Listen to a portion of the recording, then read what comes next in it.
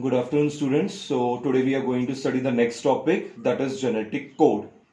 Now, when I talk about genetic code, so before starting with that, we all know that DNA is a major genetic material, and this DNA is a master key, or you can say it is a master of a cell that plays an important role in initiation, regulation, and also control of the process called protein synthesis, right? So now for this protein synthesis, the information which has been stored is generally stored in the DNA. So whatever the information for the process of protein synthesis is located in the DNA, right? So for the process of the protein synthesis, a specialized sequences of specialized sequences of nucleotides are nothing but the nitrogen bases, right? These are involved in the process of the protein synthesis. So we all know that 20 different types of the amino acids are generally present in the nature, and this 20 different types of the amino acid are required or they involve in the process of the protein synthesis,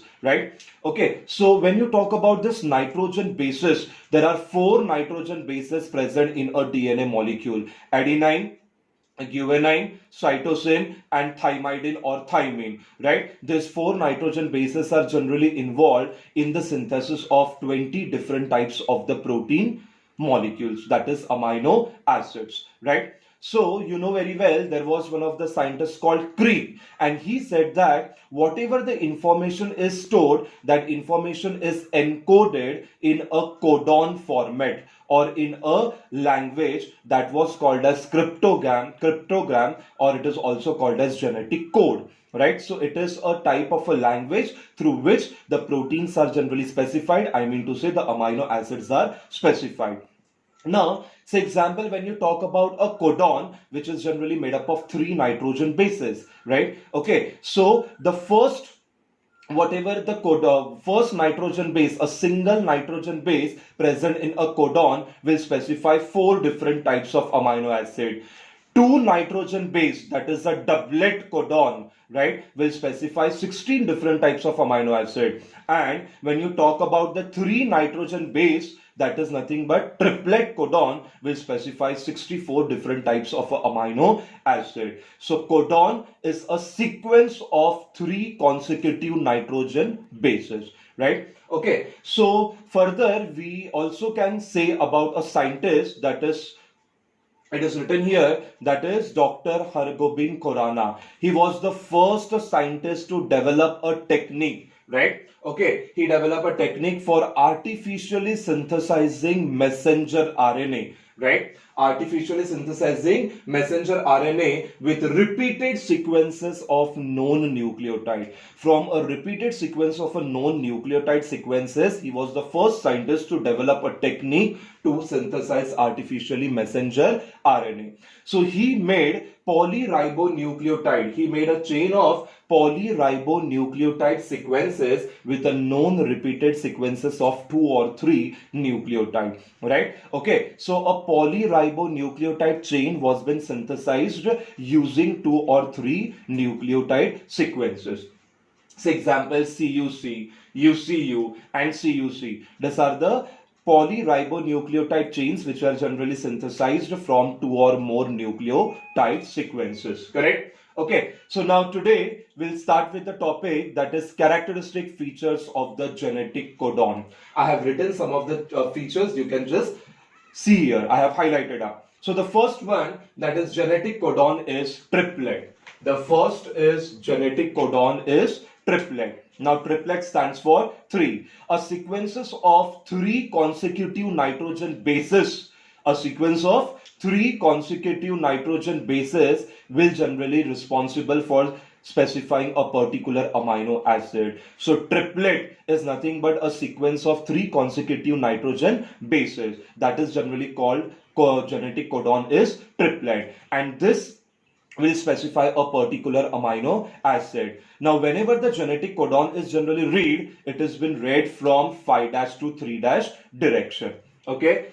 So, genetic codon is triplet. That is a sequence of 3 nitrogen bases present will generally specify a correct amino acid. Total, if you can see, 64 codons are present, right? Out of that 64 codon, 3 are nonsense codon. Nonsense codon means they generally do not play an important role in protein synthesis, hence called as termination codon. So out of 64, 3 are nonsense codon. So remaining is 61 codon will specify 61 amino acid which are of 20 different type. Second one is genetic codon is non-ambiguous, right? One single codon will specify a single amino acid. A single codon will specify a single amino acid. That's why genetic codon is non-ambiguous, right? Third one, genetic codon is comma-less, right? Now here, genetic codon, when you talk about genetic code, it does not contain any kind of a gap or distance or punctuation marks between the consecutive nitrogen bases or codon, right? So there is no gap, there is no punctuation marks in between the consecutive codon. That's why genetic code is comma-less.